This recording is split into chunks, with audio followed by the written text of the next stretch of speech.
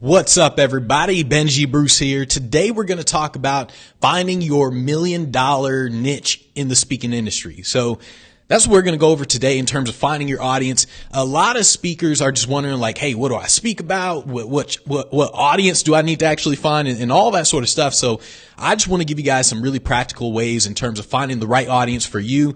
All right, let's get this up. Let's see how many billions of people are hopping on. All right. So like I said, we're just going to talk about finding your $1 million niche in the speaking industry, because if you pick the right market, the right niche, then everything else is really easy from that. Well, no, not easy. Everything else is really simple from that point forward. So you have to learn how to pick the right niche, the right market, in the beginning. So what the hell did I write there? You struggle because okay. So I wrote down, so you struggle because you're confusing your target market with your topic, with your expertise. Those are all different. Your target market, your speaking topic, your expertise, all those are very, very different. And so what I see is a lot of people are just confusing the two. So let's see who's hopping on. What's up, Maggie? What's up, Nick? What's up, Wani? Sherry, howdy, peeps. Let's see, on a flight to Mexico. Nice, cool. What's up, Paul? All right, so yeah, basically a lot of people are confusing the different ones, the market with the topic, with the expertise. And when you confuse all those, essentially it's just really hard to get hired in general. Information tends to confuse a lot of people because you're getting a lot of information instead of just implementing. When you implement, information crystallizes. So when you sit down and all you're doing is just watching stuff, listening to podcasts, reading books, whatever, when you're just doing that, you're not actually doing any work, when you're not actually implementing anything, the information tends to confuse you. You get all this information in your brain, but when you implement that information, it crystallizes and you're like, oh, okay, I get it. That's why I keep telling people you got to keep implementing, just nonstop, keep implementing all day, every day. So ultimately, people say like find a problem and solve it, right? So that's the basics of business. You find a problem and you solve it. The problem is people don't know what problem they're solving, especially speakers, because once again, mostly speakers are confusing their market with their expertise. And so that's what happens. They're like, all right, I'm a motivational speaker, which is a topic, right? Like I'm a motivational speaker, and then they have the expertise, which is, I don't know, habits or something, like how to fix people's habits or something like that, right? And so they're confusing the two, and by confusing the two, you don't understand what problem you solve. So the problem a motivational speaker solves is very different than the problem someone who's solving the problem of like habits or something like that. The problems are very different. A motivational speaker basically solves a problem of a boring ass event. So he comes in, he just kills the event. Everybody's like, oh my goodness, it's amazing, right? The dude just comes in, he solves a boring ass event. That's basically the problem he solves. The problem that the experts solve are specific problems like weight loss, or you need to improve your habits, change your habits. So it's very different. And so you have to understand the difference between the target market, the topics, and your expertise. Once you get that down, it's really easy. I gotta stop saying easy. It's really simple in terms of what you need to do after that. So here's essentially the difference, right? So the market is basically just a group of people who are basically going to buy a product or service. It's just a group of people that you're going after. It's like the corporate market, the college market, the high school market, the conference market, conference seminar market. So you're just picking a market in terms of here's a group of people that you're going after, right? So it's like a sales market. That's not what it's called. Let's see, the sales industry, right? So when you think in terms of industries, that's a good example of markets. Think in terms of industries. So if you go to LinkedIn and you look at all the industries, there's agriculture, sales, what else do they have? A gazillion other industries, real estate market. So you're thinking along those lines in terms of a group of people. That's the market. So right now you can say, oh, I'm going to target the real estate market, or I'm going to target the agriculture market. I'm going to target the sales industry. So that's what you're really focusing on in terms of the market. The topic is basically, what do you speak about? That's the topic. Just what do you speak about? I mean, basically, what kind of speaker are you? Are you a sales speaker, motivational speaker, leadership speaker? What kind of speaker are you? This is where I tell people you want to think along the lines of what do people type into Google? So when someone goes online, they're looking for you as a speaker. They go into Google. What are they typing in? So nobody, let's say the corporate market, right? So the corporate market, they don't go in and type in corporate market speaker. They don't do that. They understand, hey, we're looking for a motivational speaker. So they go and they type in motivational speaker. So what exactly does someone type in? That's more of your topic. On the other hand, your expertise is basically what are you good at? It's basically the knowledge inside of your brain. That's basically the expertise. So this is like if you are a sales speaker, you may be good at cold calling. So that's what your expertise is in, cold calling. Or if you're a sales speaker, your expertise is in building a sales team or something like that. So you just got to understand your expertise is what you personally are good at, what your knowledge is, or maybe like improving company culture. If you're a leadership speaker, that's what I'm good at, is improving company culture. Or if you're a motivational speaker, you're basically good at inspiring people. So you come in and you're a motivational speaker, you're inspiring everybody at the event. You're just empowering them.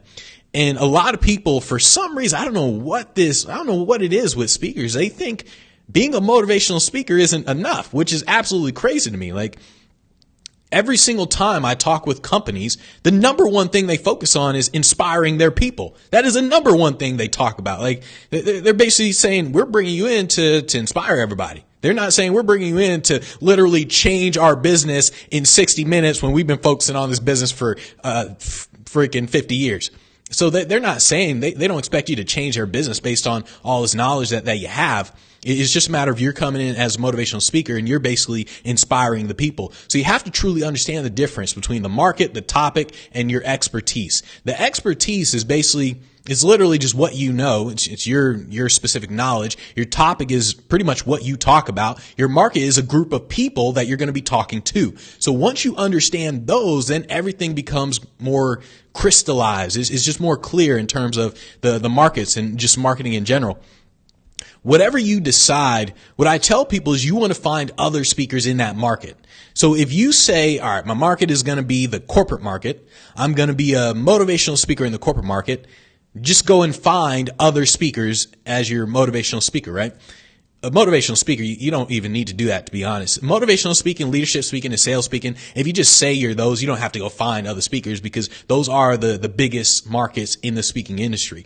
So if you're going to say you're one of those, you're good to go. You don't have to do what I'm about to say. But if you're going to say you're some other speaker, if your expertise and all that is in some other industry, some other area, what you have to do is you have to go, I would say find 50 speakers. If you can't find 50 speakers who are charging at least $10,000, $10,000 to $100,000, if you can't find 50 speakers in that market, you're going to have a hard time growing your business. That's just a simple fact because you're in a really, really bad market. And I mentioned this before in terms of if you're in a bad market, there's nothing you can do. There's absolutely nothing you can do in a bad market. You can be the greatest marketer in the world. There is nothing you can do. So what you do is you say, all right, here's the market I'm going to go after, the corporate market. You start with the market because you're looking for what are they looking for? So you say, all right, I'm going to start with the corporate market. What exactly do they hire? Like what kind of speakers do they hire? Okay, they hire leadership speakers, motivational speakers, sales speakers. So that's what you're thinking. Okay, corporate market. All right, maybe college market and say, okay, I'm going to go with the college market. What kind of speakers do they hire? They hire motivational speakers, sales speakers, not really. Leadership speakers, yeah, somewhat, but mostly motivational speakers, right? And so that's what you're thinking in terms of starting with the market. So, and then, like I said, if you can't find other speakers like you're absolutely screwed. Like, hands down, you're absolutely screwed. You should be able to easily find 50 speakers in your market, in the industry. And so, what you ultimately want to do is pick a big market and then you're going to go from there. So let's say you pick the corporate market. You say, all right, I'm going to pick the corporate market. I'm going to be a sales speaker. And from there, think about what a sales speaker can do. A sales speaker has so many options. A sales speaker, not only can they do speeches, they can sell the sales training, the online programs, do sales workshops. They have so many options in terms of what it is they can do. But ultimately, you want to pick a big market. That way, your options are open. Because if you pick a bad market, your option is going to be practically nothing. And by the way, guys, if you have any questions, make sure you ask right now because when I'm done, I'm going to go through the questions. If there are any, then let's see. Okay, freeze. All right. If there are any, then I'll answer the questions. If there aren't, we're going to be done. I'm going to be like, poof, gone. So this is what I mentioned in terms of picking the good market versus bad market. Context matters a lot. I can't stress this enough. Context matters a lot. When you are in the right market, everything is easier. Everything you do, your struggle won't be as hard. None of that stuff. So here's the difference. Imagine this. So imagine a great marketer, like someone who's freaking great at marketing, and they're in a bad market. In fact, they're a great marketer. They're in a market for selling business advice to entertainers. That is hands down a bad market. It's a small market. Entertainers don't have money. It's a bad market. So a great marketer in a bad market versus an okay marketer in a really great market. For example, an okay realtor in the commercial real estate market or selling $1 million homes, right?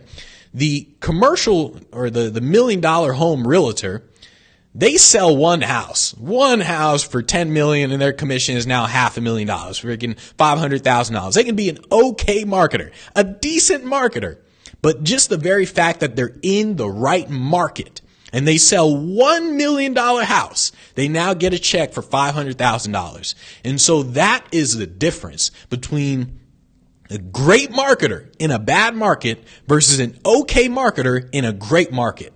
You have to truly, truly understand this. Pay a lot of attention to the actual market you're in, because otherwise you're going to struggle more than you need to struggle. Just imagine great marketer in the selling advice to entertainers, selling business advice to entertainers. He's not going to make a lot of money versus an okay realtor selling $1 million homes. The okay realtor will sell one house and make $500,000 commission. So that's basically what you want to be in terms of the mindset. Ultimately, the more you think about yourself, the more likely you're going to lose in business. This is what I see all the time with speakers, everybody, where they think too much about themselves. That is why they struggle so much. They start with expertise. So remember how I said it goes target market, topic, and then expertise. Here's what people tend to do. They go, here's my expertise. Now let me figure out my topic. Now let me figure out my market. So they do it in the wrong order. It's like my expertise is selling Apple Watch bands, right? No, that's a dumb expertise. But they say my expertise is XYZ. My expertise is living your life to the fullest or something like that. No, that'd be more of a topic. Basically, you get what I mean. You get what I mean, damn it. What people do is they say, here's my expertise.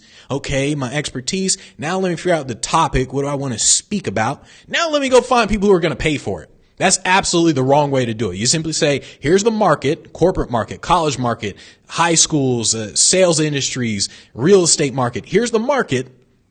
What exactly do they pay for? That's going to be my topic. And then my expertise, hopefully your expertise matches up with all that.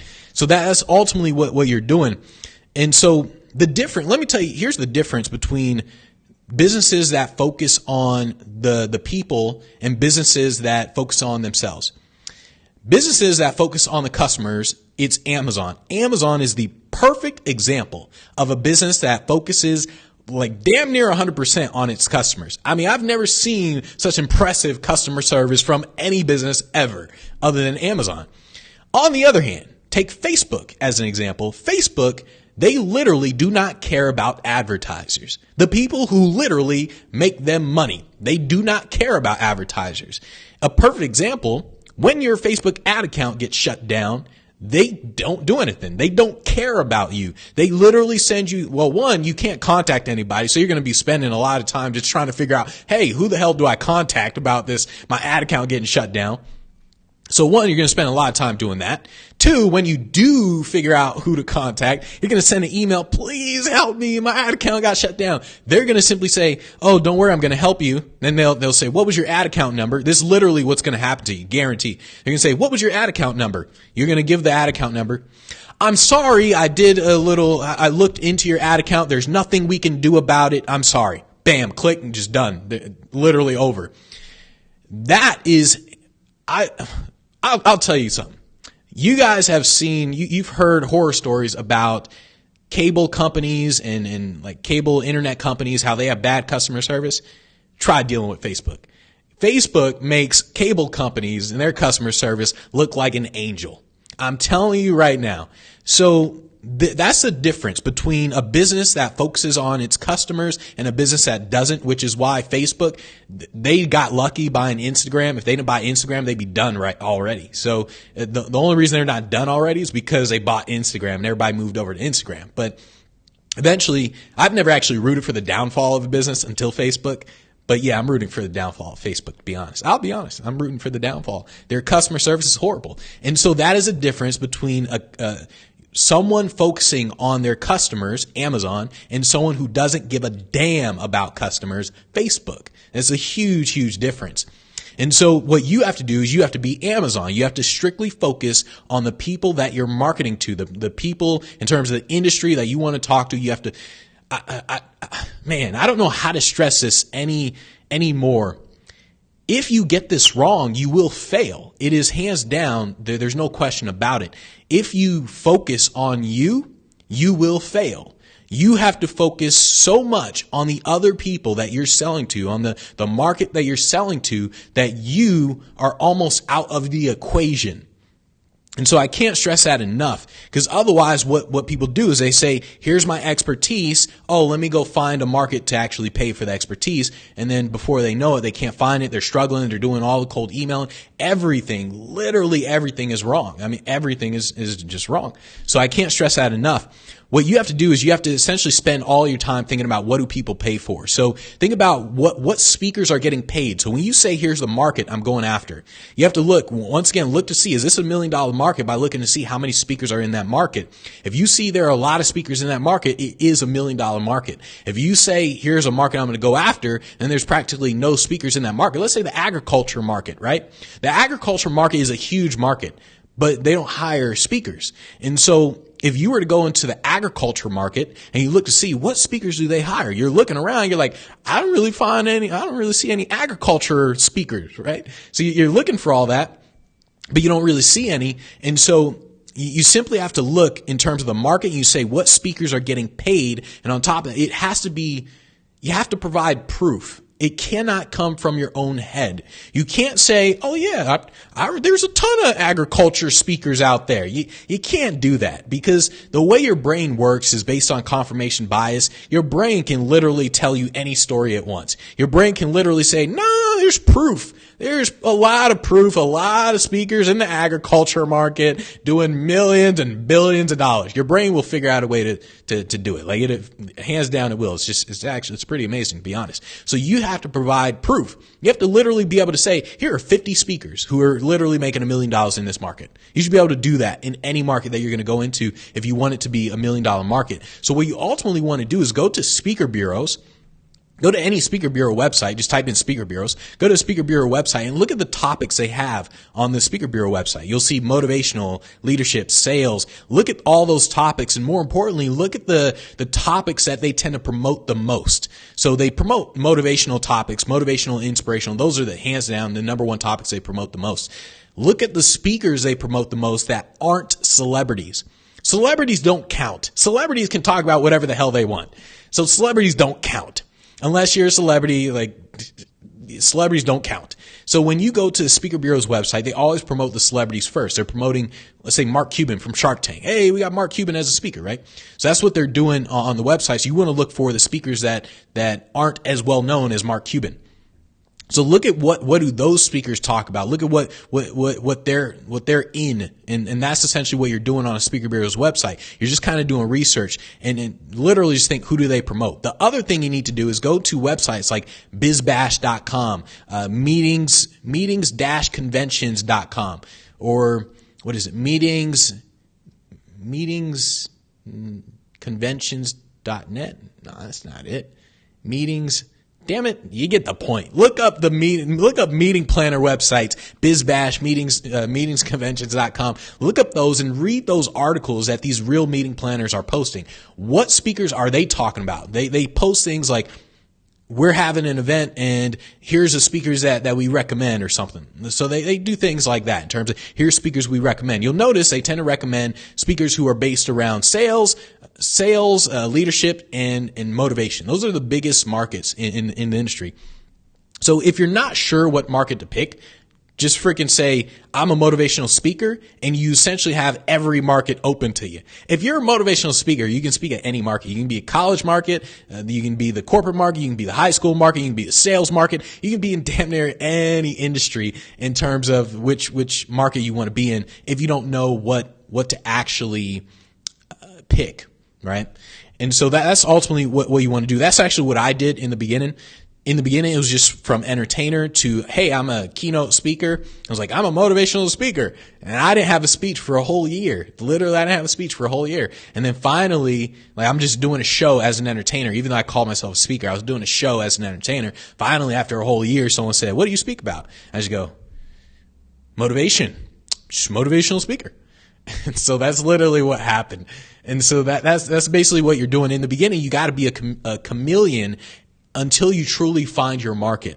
If you don't truly understand your market, you don't understand your topic, you don't understand your expertise, you have to be a chameleon. You got to say, here's what it's like, all right, here's the market, corporate market. What do they pay for? Can they pay for sales speakers, leadership speakers? So you're doing that, and you're essentially, that's what you're doing inside of your head. So you say, okay, I'm going to test out me as a motivational speaker. I'm going to test out me as a leadership speaker. I'm going to test out me as a sales speaker. And then you start contacting events, and you just see which one do they actually cling to the most. That's what you're doing in the beginning. That's literally what you do in the beginning if you can't figure out what type of speaker you want to be. What you don't do is you don't sit down. Well, you can't sit down and find your audience by planning. You can't do that. I can't stress that enough. A lot of people sit down and they're planning for weeks, months. You find your audience by doing. You find your audience by having a conversation, by literally contacting an event. So think about this. So imagine I'm literally starting from scratch and I literally have no idea what I want to speak about, what market I have no idea. What I'm going to do is I'm going to go to Google and I'm going to type in events. I'm just going to do it, events. And I'm going to look to see what pops up. And I'm going to go to the first website. I'm going to say, okay, usually when that happens, by the way, it'll be like conferences, but still I'll look to see, what's this conference about? Oh, this conference is about marketing.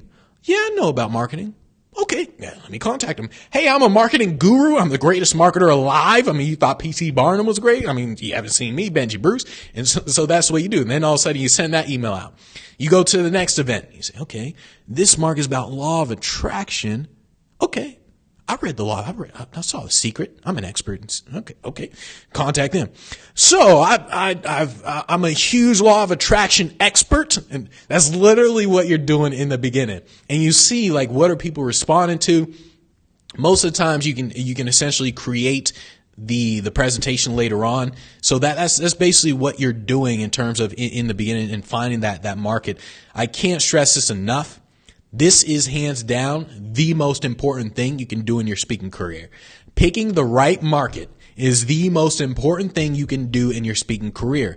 If you do the reverse of what I mentioned, where you say, so the right order is market, topic, and then expertise. If you go, here's the expertise, here's what I'm good at. If you do that first, you're absolutely going to be in the wrong market. I mean, it's like a 50-50 chance. You may be in the right market, you may not be. That's what a lot of speakers do, which is why a lot of speakers struggle. Because if you pick the wrong market, no matter what you do, you just can't sell it. You can't sell ice to an Eskimo. No matter how persuasive you are, you can't sell ice to an Eskimo. You're in the wrong market. You sell ice to people in the freaking desert. That's all it comes down to, is you're in the right market or you're not. And this is what I mentioned earlier, just a few seconds ago. You sell the speech, then you create it. So here's what I literally would do if I were starting over and I had no idea what market to be in, what to talk about, none of that stuff. I would Google the word events. I would see what pops up, and I would look at things. Now, if things popped up that I literally know nothing about, like agriculture, I wouldn't contact the event. I'd look at it and be like, I don't know a damn thing about it. Forget that, because I don't want to look that dumb.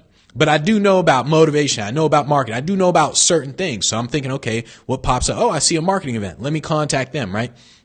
I'm going to sell the speech first. I'm the greatest marketer in the world. You got to look at my website. Look, it's amazing. I'm going to sell the speech first. Then when they say, yeah, we love to bring you in, then I'm going to say, oh, Okay, cool. Now I'm going to start creating the speech. Like, oh, damn, let me hurry up and create the speech. Shoot. And so that's what I'm going to do. So that's what you do. And then you keep doing that over and over and over again. What you're ultimately doing with any business, I'm going to actually create a whole different Facebook Live on this one thing, is you're testing everything. In the beginning, you say, here's my idea. I'm going to execute on this idea. I'm going to implement this idea. And then you're seeing, does it work? Does it not work? I'm going to keep adjusting. And that's what you're doing. So I'll give you a perfect example when I was just an entertainer doing restaurant magic, right? So I'm just doing restaurant magic, and I would go, people are sitting down waiting on their food, and I go up and I would say, hey, what was the exact thing I said? So I said something like, hi, I'm the entertainer here. I'm the magician here. Would you like to see a really cool magic trick or whatever? So that was something I said in the beginning. It was like, hey, would you like to see a really cool magic trick while you guys wait for your food? And so some people say yes, some people like, nah, whatever. I'm like, fine, and didn't want to show you anyways. But eventually I realized, hey, let me change the words a little bit. So I would go up to the table and I would say like, hey, my name is Benji. I'm actually the restaurant entertainer. I didn't say the word magician. I was like, I'm the entertainer. Would you guys like to see a miracle? And I use the word miracle. Man, I'll tell you the amount of people who said yes to that, it increased like freaking, if I was recording percentages, probably like 500%. It was ridiculous.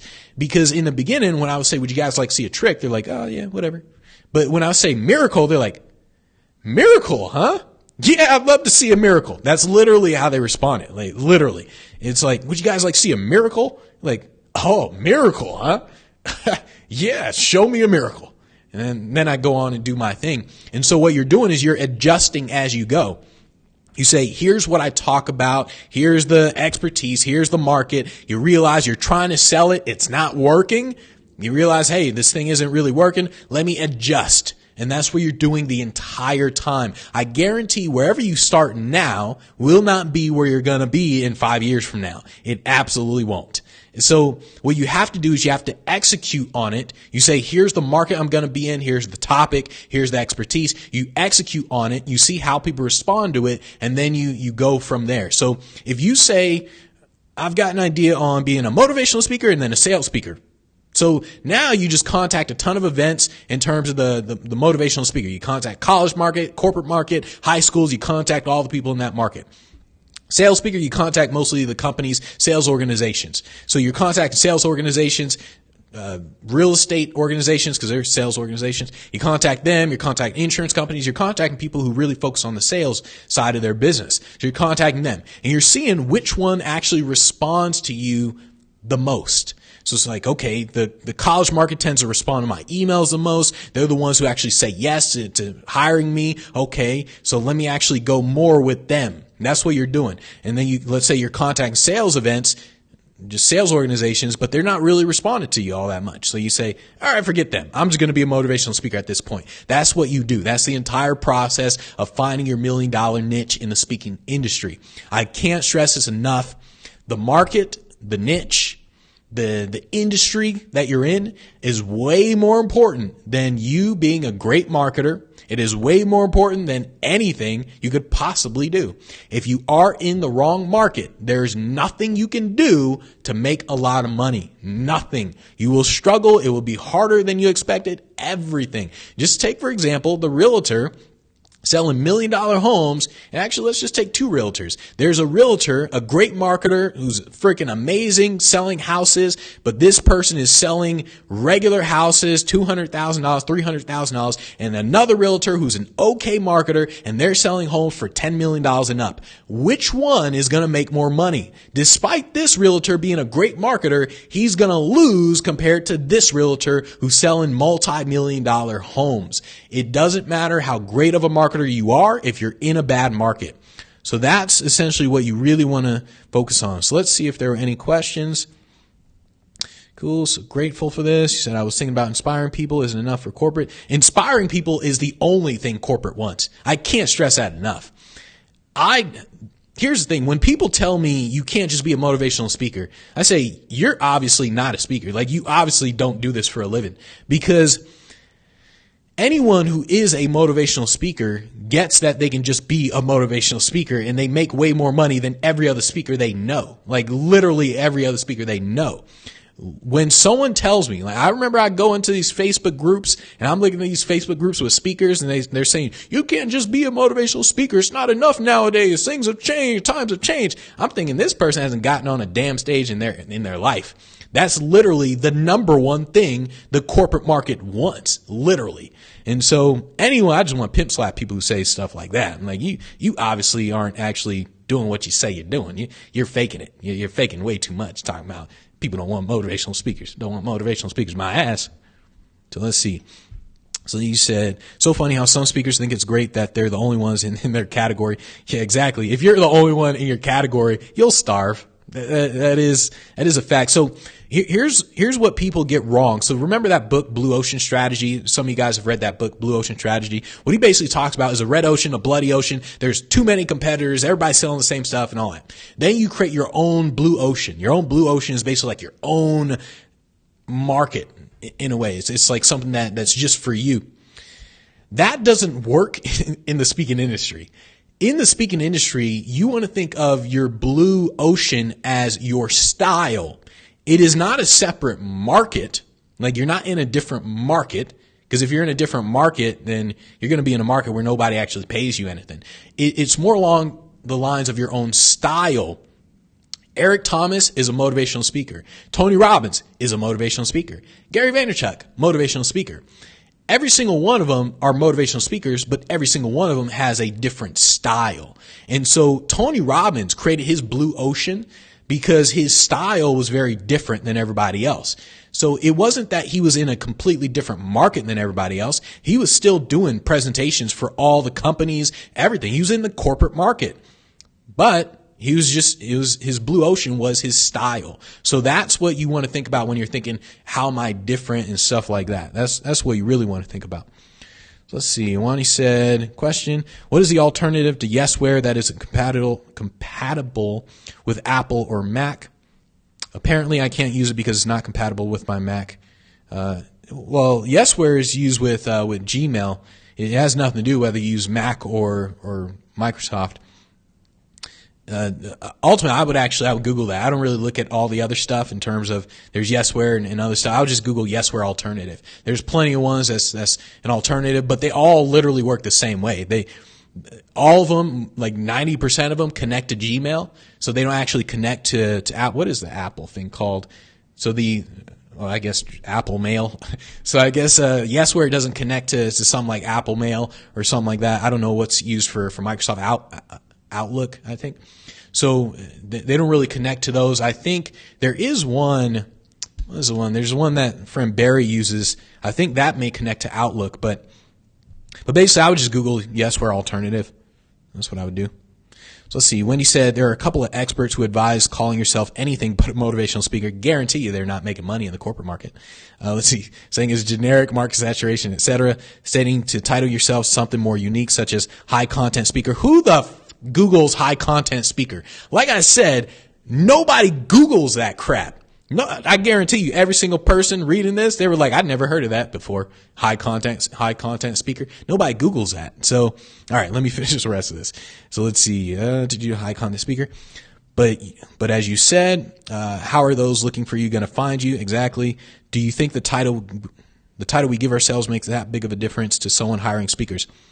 It does make a difference. So you say, then you say, I say I'm a professional speaker for a complaint-free world, certified through Willpower. All right, yeah. So let me go back to that. So you said, all right, does a title we give ourselves make that big of a difference?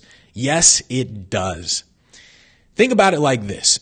So I remember when my mom was starting a belly dance studio, and because she was like doing belly dance and all that, she wanted to call her belly dance studio something like Desert Flower Studio. And I was thinking, Mom, nobody's going to know what the hell that is. People are going to drive by. They're going to see Desert Flower. They're going to think it's a damn flower shop. Call it Belly Dancing Studio. And so that's what she literally did. And then, of course, people would drive by. Oh, they'd stop. Like, oh, so this is a belly dance thing? And so that's what happened. If you call yourself something that nobody Googles, you know what it means. Nobody else does. Nobody else is searching for it. None of that. So this is why when other speakers say things like that, like call yourself something unique, I know they're not getting gigs. I'll tell you right now, almost every speaker isn't getting gigs. 99% of the industry, 99% of speakers are faking it. They're not getting gigs. They don't know how to market themselves. I can tell this based on the crappy ass things they say, like call yourself a high content speaker, right? When they say things like that, I'm like, this dude's not making any money, guaranteed. You have to call yourself the thing that people type into Google. If you don't want to call yourself motivational speaker, call yourself a keynote speaker. Call yourself something that people type into Google. When people type in motivational speaker and they go to your website and they see high content speaker, they're like, what the hell? I'm not looking for a high content speaker. I'm looking for a damn motivational speaker. That's what they're literally doing. When someone types something in and they click on your website and they don't see what they just typed in, they leave. They're like, obviously this isn't a speaker I'm looking for.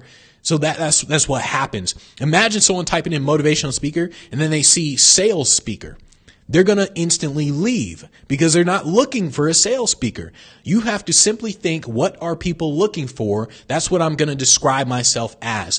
Now, of course, you can do it a roundabout way. Professional speaker, I would say keynote speaker. I would describe myself as a keynote speaker instead of, if you don't want to use motivational speaker. Honestly, I don't know where this came from, why people think describing yourself as a motivational speaker is a bad thing. I'll tell you right now.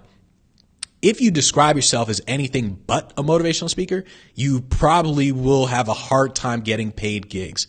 That's just a simple fact. What I tell people to do is talk to real people who hire real speakers. And I mean, there's two different types of people you can talk to. Two different types, and I'm holding up 10 fingers. Two different types of people. One, there's the meeting planners who are hiring speakers for conferences and all those. Two, there's a speaker, or there's the companies like Google, Microsoft, Apple, all of them. There's those people in those companies who have an event for the company and they're looking for a motivational speaker to just entertain and add to the culture at the event. If you talk with the two different people, you'll get two different answers. Remember how I said there's a difference between the platform market, the conferences, and then the difference between the keynote market? So the platform market, these are the meeting planners and those types of people that you talk to where they're hosting conferences. So these are the people where they say it's all about your expertise, your content. You got to talk about cold calling, whatever the conference is about, right? So they're focusing on the content. Then there's the market in terms of the paid keynote market. If I guarantee you, if you're not a motivational speaker, a leadership speaker, a sales speaker, you damn near will not get hired in this market. You will not get paid gigs. If you get a paid gig, you'll get maybe one gig throughout the entire year. I guarantee it. Believe me if you want. Don't believe me. It's up to you. You have to learn how to describe yourself in the right way because otherwise it's just going to be too hard to actually get on a stage. So let's see. John said, so the problem I solve as a motivational speaker is to inspire and motivate the company employees, managers, etc. Exactly. As a motivational speaker, think of a motivational speaker as an entertainer. That's literally what you are at an event. That's literally not even like an entertainer. A motivational speaker is an entertainer. You are an entertainer at the event. That is the purpose of a motivational speaker. You are not at the event to share your expertise and change their business. They understand. Like this is Google. Google's hosting a big annual employee event. It's their Christmas party for the executives. They understand your ass is not coming into Google telling them how to run their business that they've been doing for years, decades. You will not change their business in 60 minutes when they thought of these problems freaking for years. Your purpose is to add to the culture. That is your purpose as a motivational speaker. You're an entertainer. They're like, hey, we're doing a freaking annual employee event with the executives. It's our Christmas party. We just want to have fun. That's your purpose. And so that's what you do. And so that's what the problem a motivational speaker solves. And so Just remember that. Like I said, it's really, really important that you start talking with people who pay you, not other speakers. Other speakers give you advice despite never having gotten hired by their industries. They give you all kinds of advice because they're like, here's what I know, right? They've never filled up their schedule ever. And so they give you all the wrong advice based on advice that they heard from other speakers. I'm telling you, ignore other speakers. I can't stress that enough. Do you know how much I hung around other speakers? Absolutely none. I do not hang around speakers. I didn't hang around speakers. Same with entertainers when I was just doing my show. Just doing the show. I didn't hang around entertainers. There were a couple entertainers I talked with who were cool, but when we talked, it was business. We were talking about business stuff. How do we get hired more and all that? Like, all right, let's change up the website. That's what we were talking about. So I can't stress it enough because you're getting bad information, and the bad information is it's sticking inside of your brain. So you end up marketing yourself the wrong way and you end up not getting hired. So it's really, really important that you just stop talking to speakers altogether. Literally stop. Just don't look at the groups, none of that. The only reason I'm actually in these speaker groups is because I'm looking to see, well, what are speakers talking about so I can create content for you guys. That's literally the only reason. Otherwise, I wouldn't be in the group. Let's see. You said, I should pay for a coaching person. You need to join the Speak Pro Academy. I'll tell you right now, the reason I haven't met anyone who's really good at marketing speakers is because I don't pay attention to speakers. So that's probably the biggest reason. But also is just because you're going to get a lot of bad advice from most speaker trainers in general. And so when you join the Speak Pro Academy, you get all the templates, resources, you get the right advice. There's a huge difference between just getting advice like call yourself an expert and things like that versus actually knowing how to get on a stage. So if anything, you want to join the Speak Pro Academy, speakproacademy.com, and then that's where you actually get all the training. She said, how do I get over the feeling disingenuous by doing it the correct way? What do you mean? Oh, okay. I know what you're talking about. So it's not disingenuous. You are being disingenuous by not giving people what they want. That's you being disingenuous. By saying, what do you want? That's what I'm going to give you. That's you actually doing it the right way. So you got to flip the script. You are literally being disingenuous by saying, here's what I'm selling, take it. Here's what I'm selling, pay me. That's you being disingenuous. You're not being disingenuous by saying, what do you want? What do you want to buy? Okay, cool. I can get that for you. That's not being disingenuous at all. So just flip the script on that one. She said, you almost out of the equation. That is so true, and it's always about them and their biggest interests at heart. Yep, cool. Let's see. All right. Yeah, he said Benji's right. On the other gurus, just tell us what we want to hear. Yeah, I'll tell you right now, I don't really care what people want to. Well, no. Yeah, so I don't really care what people want to hear. I don't like telling people what they want to hear. I simply tell people what works. Like, hands down, I'm just like, here's what works. I don't care if you like it or not. I'll tell you right now, it's hard as hell. It's not easy. There's no 3 simple steps. You can't just build a funnel and then poof, you're a millionaire. It's not like that. It's hard as hell. No matter how easy or simple people say it is, it's hard as hell. Let's see. You said it sounds kind of narcissistic, and speaking events don't want to take the time to figure out titles and whatnot. Industry standards, a motivational speaker. Best follow the industry standard. Okay, so you said, thank you. That's what I thought too. For what? It's up. He said it's up to you, but more than likely. All right, cool. She said, see, it's drill sound. All right. Any other final questions? So I have the same question. I found the software, but I'm not sure if it's good as Yesware. Yeah, I'm not really sure. So here's the thing in terms of software like that. You want to think in terms of software as it doesn't really matter. So software is only as good as a person using it.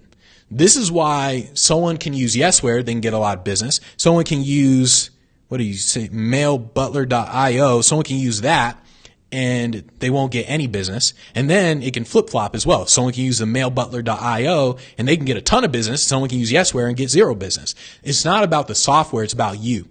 And so that's what you want to think about. This is one of the reasons why I tell people the CRM doesn't even matter. Just get a CRM, and then if you don't like it, you can switch, but it doesn't matter what CRM you get. If you get base CRM, or no, change the name, Zendesk CRM, if you get Zendesk, you get HubSpot, you get Salesforce, it doesn't really matter which one you get.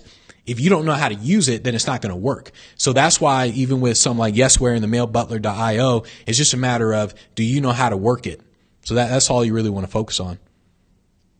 So to do, all right, we got that. Does the same strategies apply to doing workshops? No, workshops is like completely different industry. So workshops is more, you're building your expertise, you're building your personal brand, and then you're selling the workshops. So workshops is very, very different. You simply want to think, remember, all business comes down to is what's the problem people are having? And then here's a solution. So problem, solution, problem, solution. That's all you're thinking about with all of business. If you're doing workshops, then it's what problem are you solving for people in the workshops? Let's say the problem you're solving is losing weight. So you're thinking, I'm going to help people lose weight, so I'm going to do a workshop on weight loss. So that's the problem you solve. Like, hey, I'm going to help you guys lose weight. If you're a motivational speaker, though, what's the problem you solve as a motivational speaker? The problem you solve is a boring ass event. You come in as a motivational speaker, you kill it on stage, you're like, hey, hoorah, right? So that's what you do as a motivational speaker. You're simply thinking along the lines of what problem do I solve? And then you reverse engineer in terms of how you're going to do the marketing. So that's what you're doing. Workshops and getting keynote gigs are very, very different. So cool. Love your message. No crap, no false promises. Keeps me plugging along. All right, we got that. So you said, how do I find the most profitable markets for speakers? Well, I'll tell you the most profitable markets. The most profitable markets are motivational, or no. The most profitable market is the corporate market. That's the most profitable. Within that, there's different industries in there. And so that's what you're thinking in terms of there's the market, the corporate market, and then within that is different industries. But the corporate market is hands down the most profitable market. Yeah, that's the most profitable market. The second one after that is the college market. But the college market, there's a limit on the college market in terms of what you can charge because they have a budget and I don't know, maybe like $1 million or whatever, but they have a budget depending on how big the college is. But they definitely have a budget, and they think if you're charging $20,000, $25,000, you almost need to be a celebrity you like need to be somewhat of a celebrity to be able to charge $25,000. So once again, remember I said the market is what really matters. A regular speaker can charge $25,000 to the corporate market and they don't bat an eye at it. Like me, you, anyone watching this, you can charge $25,000 in the corporate market. If on the other hand, you go to the college market and you say $25,000, now they're like, well, how well known is this guy? Is this guy like Jay-Z status? How well? So now they're looking for celebrity status at that point. And so that's why it can be the same person, but when you switch markets, everything changes. So the college market, the corporate market is hands down the most profitable market. Within the corporate market, there's different industries that you can look at. And so just look at the different industries. What I recommend is going to LinkedIn and just looking at the industries on LinkedIn. And let's see, I think so LinkedIn Sales Navigator, I'm trying to think how you can get a look at this for free. Okay, so go to YouTube and type in LinkedIn Sales Navigator and maybe LinkedIn Sales Navigator demo and look to see, someone's going to show you the demo of LinkedIn Sales Navigator. And what they're going to do is they're going to click on the industries and it's going to pop up with all these industries and pause the video. Like when it pops up, pause it and just look to see what are the names of the industries. Oh, there's agriculture. Oh, there's real estate, sales, and look at the names of the industries. And so that's what you can do in terms of the actual market and then industry. And once again, remember everything comes down to your execution level. So if you say, ultimately what you're doing in the beginning is you're making your best guess. So you say, all right, I'm going to do the corporate market, be a motivational speaker in the corporate market. So let me do what he said with the LinkedIn Sales Navigator thing. Okay, I see all these industries. There's agriculture, there's real estate, there's sales industry or sales organizations. So you say, all right, I'm going to contact all these people in each one of these industries. And then you're just contacting people and you're seeing which ones respond to you. This is why you cannot sit down and plan everything out. You can't. You have to actually contact people and figure out what are people responding to. That's what you have to do if you want to get hired. So the more you sit down just watch videos and read books and all that. So the more you do that, the less likely you're going to succeed, because you're looking for information instead of implementation. So it's really, really important that you get to a point where you're implementing more than you're like looking for information. All right. We are good to go. All right. So we are good to go with all the questions. All right, so I will talk to you guys tomorrow, 9 a.m. Pacific time. So, and by the way, guys, so I probably I'm going to do an event this year. And so if you guys are interested, send me an email, info@speakinglifestyle.com. Let me know you're interested. I want to see how many people are interested. So I'm definitely going to do an event, and the event is probably going to be around selling your expertise. It's not going to be around just getting paid keynote gigs. It's going to be around selling your expertise. So if you guys are interested, I'm going to plan the whole thing out. Just send me an email, and then we'll go from there. So I'll see you guys tomorrow, 9 a.m. Pacific time. Take care, everybody.